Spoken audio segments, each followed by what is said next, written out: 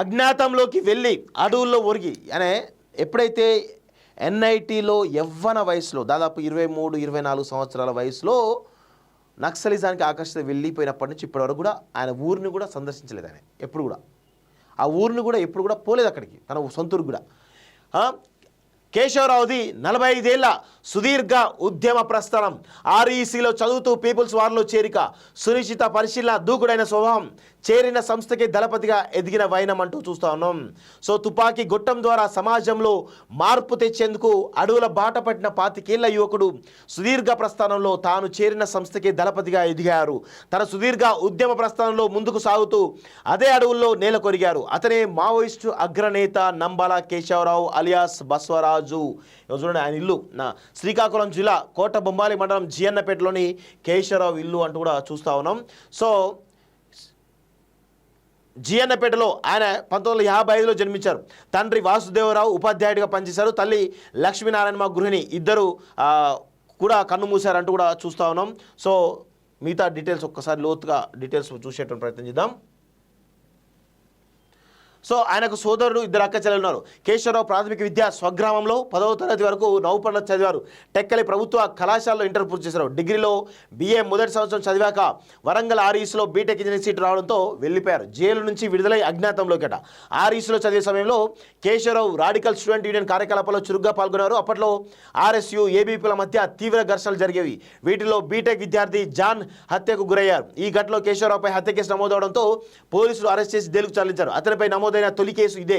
1980లో బెయిల్పై విడుదలైన కేశవరావు ఆ వెంటనే అజ్ఞాతంలోకి వెళ్లారు. విశాఖ మన్యం ప్రాంతంలో CH రాజ్ కుమార్ అనే PWG కార్యకర్తతో కలిసి పనిచేశారు. 1983-85 మధ్య విశాఖ జిల్లా కమిటీ సభ్యుడి ఎంపికైన కేశవరావు ఏడాది తిరగక ముందే జిల్లా కమిటీ కార్యస్థాయికి ఎదిగారు.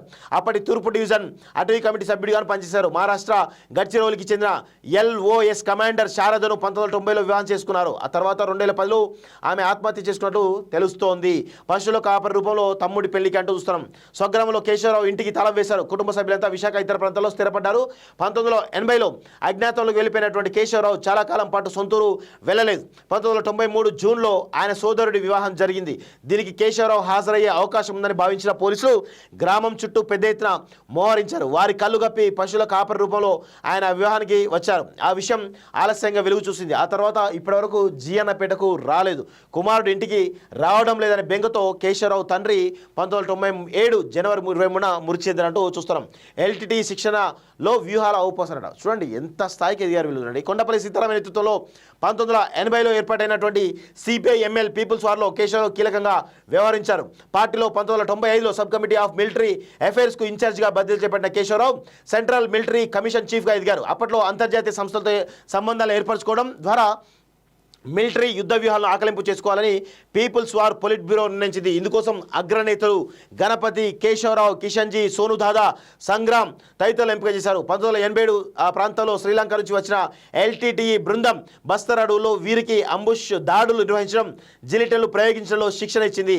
మిగిలిన వారితో పోల్స్తే ఈ వ్యూహాల్లో కేశవరావు రాటుదిల్లడంతో మిలిటరీ వ్యవహారాల బాధ్యతను ఆయనకి అప్పగించారు. జర్మనీ, పెరు, తుర్కీ సహా అనేక దేశాల్లో పర్యటించిన కేశవరావు అక్కడి వామపక్ష తీవ్రవాద గ్రూపుల మిలిటరీ కార్యకలాపాలను అధ్యయనం చేసొచ్చి భారత్లో అమలు చేశారంటూ కూడా చూస్తా ఉన్నాం. మావోయిస్టు పార్టీకి 2వ ప్రధాన కార్యదర్శి. దక్షిణ భారతంలో పట్టణ పీపుల్స్ వార్ గ్రూప్, ఉత్తరాదిలో కీలకంగా వ్యవహరించిన Maoist community centre of India మరికొన్ని విప్లవ గ్రూపులు విలీనమై 2004లో CPI మావోయిస్టుగా అవతరించింది. అంతకుముందు 1993లో పీపుల్స్ వార్ కార్యదర్శిగా కొండపల్లి సీతారామను తొలగించాక ముప్పాల లక్ష్మణరావు అలియాస్ గణపతి 2004 వరకు కార్యదర్శిగా కొనసాగారు.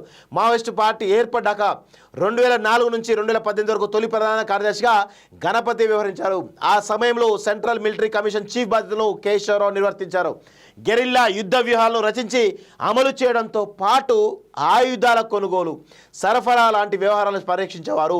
బాంబుల వినియోగంలో దిట్టగా ఆయనకు పేరుంది. ముఖ్యంగా మావోయిస్టులు ఎక్కువగా వాడేటువంటి IEDల వినియోగంలో నేర్పరిగా గుర్తింపు పొందారు. గణపతి వయోభారంతో రాజీనామా చేశాక 2018లో పార్టీ ప్రధాన కార్యదర్శిగా కేశవరావు బాధ్యతలు చేపట్టారు. మావోయిస్టు పార్టీ ఆవిర్భావం తర్వాత దానికి 2వ ప్రధాన కార్యదర్శి ఆయననే. అంతకుముందు పార్టీ కేంద్ర కమిటీ సభ్యుడిగా, పొలిట్ బ్యూరో సభ్యుడిగా పనిచేశారు. 2.2 కోట్ల రివార్డు ఉందంటూ కూడా చూస్తాం. ఎన్నో పేర్లు మార్పు. సొంత పేరు నంబాల కేశవరావు అయినప్పటికీ ఆయన బసవరాజు, గంగన్న, ప్రకాష్, కృష్ణ, విజయ్, ఉమేష్, కేశవ్, ఉమేష్, అదేవిధంగా బిఆర్, దారాపు, నరసింహ అనే పేర్లతో కొనసాగారు అంటూ చూస్తూ ఉన్నాం. సో ఆయన పైన చాలా కేసులు ఉన్నాయి. అలిపిరి సంఘటన, చంద్రబాబు పైన దాడికి సంబంధించిన అలిపిరి సంఘటన కూడా ప్రధానమైనటువంటి వ్యూహకర్త ఆయనే అని చెప్పేసి కూడా అంటారు. సో చంద్రబాబుపై బాంబు దాడి మొదలు బలిమేల ఘటన వరకు సో ఇలా చాలా రకాల ఆపరేషన్స్లో ఆయన కీలకంగా వ్యవహరించడం అనేది తెలుస్తుంది. నా బతుకు నేను బతుకుతా, ప్రజాసేవ చేస్తా. కేశవరావు కబడ్డీ ఎక్కువ ఆడేవారు, వ్యవసాయంపై అభిమానం చూపారు. పాఠశాల నుంచి వచ్చాక వ్యవసాయ భావం నుంచి నీరు తోడే వాళ్ళం. జీఎన్పేట నుంచి కోటబొమ్మాలి సినిమా హాల్కు నడుచుకొని వెళ్ళేవాళ్ళం. తండ్రి ఉద్యోగం చేయాలని సూచించిన ప్రజాసేవ చేస్తానని, నా బతుకు నేను బతుకుతానని చెప్పి వెళ్ళిపాడు అంటూ అటవీ శాఖ విశ్రాంత ఉద్యోగి కేశవరావు స్నేహితుడు కూన రమణయ్య తెలిపారు. ఇప్పటికీ పోలీసులకు చిక్కని దళపతి ఫోటో అంటూ చూస్తున్నాం. మావోయిస్టు పార్టీ అగ్రనేతలది సాధారణంగా రహస్య జీవితమే.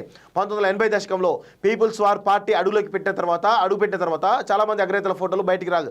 సెల్ ఫోన్లు అందుబాటులోకి వచ్చాక పార్టీ క్యాడర్ వద్ద ఉన్న సెల్ ఫోన్లో తీసిన ఫోటోలను నిఘా వర్గాలు సేకరిస్తూ ఉండేవి. మావోయిస్టులు లొంగిపోయిన సందర్భాలను అవి బహిర్గతం అయ్యేవి. మావోయిస్టు పార్టీ చీఫ్గా ఉన్న గణపతి ఫోటో సైతం పుష్కర కాలం క్రితం ప్రచురితమైంది. కేశవరావు తాజా చిత్రం మాత్రం ఆయన మరణించే వరకు బహిర్గతం కాలేదు. మావోయిస్టు నేతలు సెల్ ఫోన్లో ఫోటోలు తీసుకోవడాన్ని ఆయన తీవ్రంగా వ్యతిరేకించారని నిఘా వర్గాలు వెల్లడించాయంటూ చూస్తూ ఉన్నాం. సో మొత్తానికైతే మావోయిస్టు పార్టీ అగ్రనేత నంబాల కేశవరావు తన యొక్క సిద్ధాంతాల కోసం, ప్రజల కోసం చివరి శ్వాస వరకు ఏ విధంగా పోరాడిండో మనందరం కూడా గమనించాల్సినటువంటి అవసరం అయితే ఉంటుంది. సో మొత్తానికైతే అజ్ఞాతంలోకి వెళ్ళి, అడవుల్లోకి వెళ్ళి ఈరోజు ఎల్టీటీఈకి కూడా, శ్రీలంకలో ఉన్నటువంటి ఎల్టీటీ సంస్థ కూడా ట్రైనింగ్ ఇచ్చారు. అది వివిధ దేశాలకు వెళ్ళి అక్కడ ఆయుధాలకు సంబంధించినటువంటి ట్రైనింగ్ కూడా తీసుకొని వచ్చి అనేక వ్యూహాలను కూడా రచించిన దానిలో కేశవరావు ముఖ్యుడు.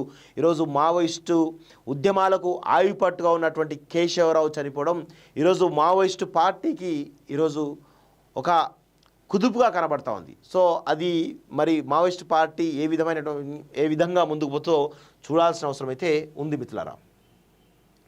ప్రధాన కార్యదర్శి హోదాలో హతమైంది కేశవరావు ఒక్కరే. 4.5 దశాబ్దాల విప్లవోద్యమంలో తొలిసారి. కగారులో ఆధునిక యుద్ధతంత్రం, సైనిక డ్రోన్లు, హెలికాప్టర్తో మావోయిస్టుల కదలికలపై పటిష్ట నిఘా అంటూ చూస్తూ ఉన్నాం.